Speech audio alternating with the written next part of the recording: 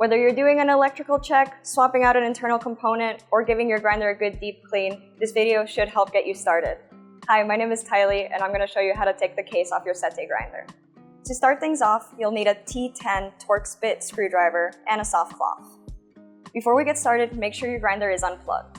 We'll then remove the hopper by twisting it counterclockwise and lifting it up. Finally, let's slide out the dust tray. Next, tilt the machine forward on a hand towel, resting the machine on its face. The case is secured by 4 T10 Torx screws on the rear of the machine and 1 under the rear foot. Begin by removing the rear rubber foot. Remove the 4 T10 Torx screws from the rear of the machine and the one that sits underneath the rubber foot.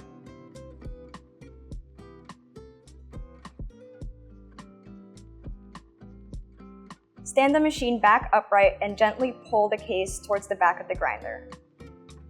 Pull up the case from where the power cord plugs in. At this point, the entire back case will separate from the rest of the machine, but 2 wires will still be connected to the casing, so be gentle while you do this. Once removed, it is recommended to leave the wire connections intact.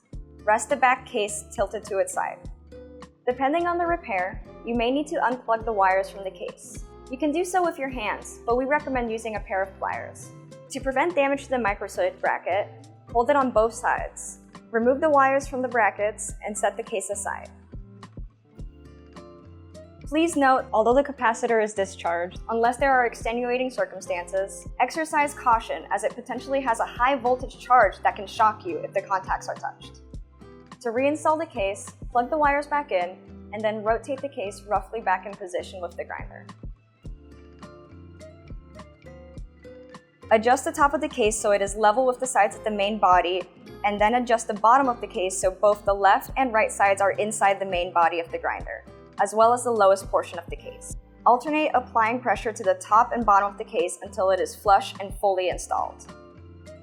Next, tilt the machine forward on a hand towel, resting the machine on its face. Now, reinstall the screws.